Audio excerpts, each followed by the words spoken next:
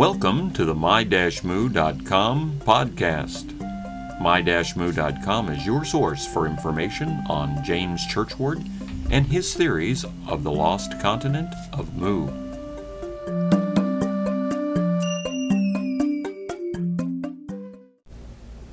James Churchward and race. Being that racial issues have been mentioned, discussed, and dissected in the news on a frequent basis, it seems like a good time to discuss James Churchward's theories with regard to race. This presentation expands upon an email exchange I had last year and is based solely on my thoughts and impressions.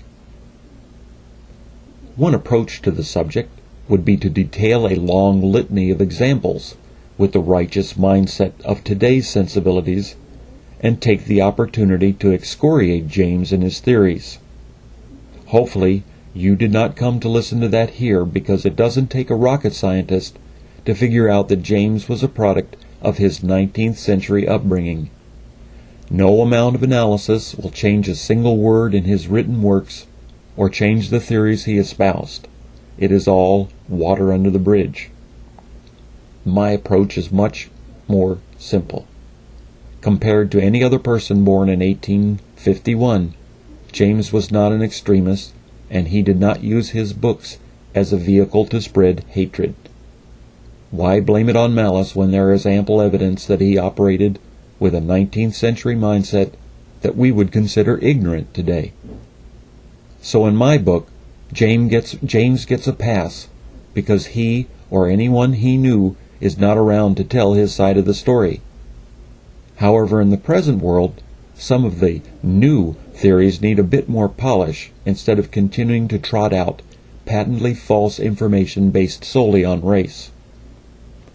It is hard to understand a bias against Polynesians when you know about the Hokulea, and that the people of the South Pacific Ocean were sailing thousands of miles when most other folks were sticking close to shore, if they even ventured into the water.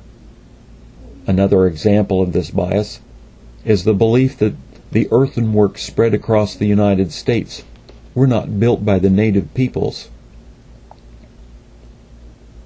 that other, more sophisticated folks actually built them and mysteriously disappeared.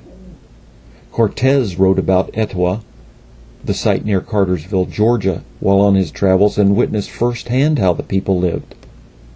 The same is true about Panfilo de Narvaez when he arrived in Safety Harbor, Florida. If the native people didn't build them, then how did they maintain them?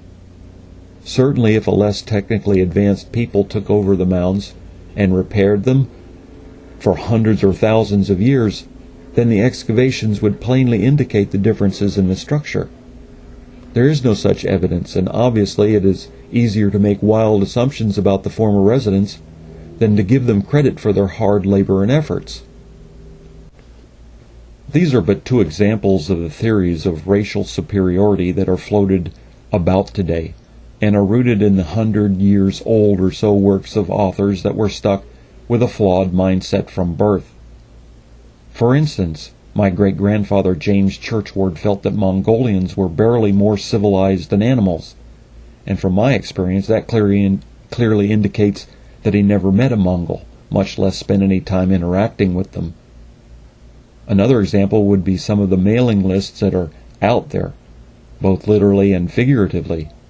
Not all of them cater to racial theories about the alleged superiority of their culture, language, achievements, or skin color. The racial overtones are hidden under the surface and are masked by a connection to politics or religious fervor. To sum up, I would like to quote a short section of a United Nations document. The International Convention on the Elimination of All Forms of Racial Discrimination, an agreement that has been ratified by every civilized nation on the planet Earth. Convinced that any doctrine of superiority based on racial differentiation is scientifically false, morally condemnable, socially unjust and dangerous, and that there is no justification for racial discrimination in theory or in practice anywhere.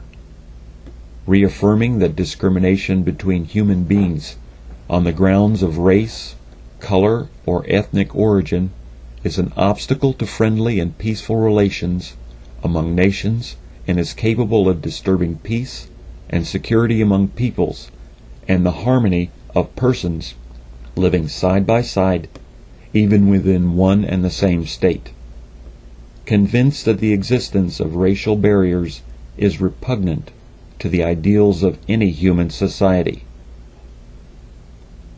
So, the next time that the people that hate try to infect you with their casual dissemination of a broad and generalized statement or news, please ask for substantial evidence or find out what is their agenda.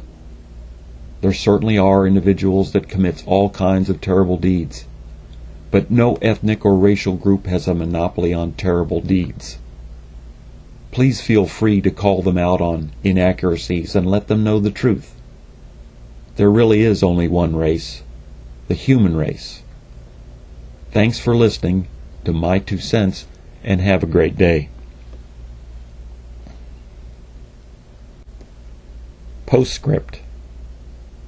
Realize the nature of our shared human existence is a practical approach, or do unto others as you would have them do unto you is another way of wording it. I would imagine that all cultures and ethnicities have such intelligent individuals to point out to examine our similarities instead of our differences. I completely understand that I have upset some folks with this presentation, and these following words are directed at you. Unless you want your children and grandchildren to live in an increasingly violent, ethnically segregated world, you need to take a step back and reconsider the underlying rationale that forces you to hate. Don't your enemies have mothers and fathers? Families that are sometimes happy and sometimes suffering? Are all of them as opposed to you as you are to them? Look for the facts, not some mindless drivel vomited on email lists and news sites. Also, I am not interested in your evidence that shows one ethnicity is superior or inferior to another. From my own personal experience, I know that to be false. Next subject. These podcasts will be created on an irregular basis and address the state of the research, host interviews with knowledgeable people, and challenge the status quo to arrive at a more complete understanding of James Churchward and his theories of a lost Pacific Ocean continent. Please check back frequently at my-moo.com or join our email list to keep up to date on our progress and join the discussion. This production, copyright 2009 by Churchward and Company. All rights reserved. Thanks for listening and have a great day.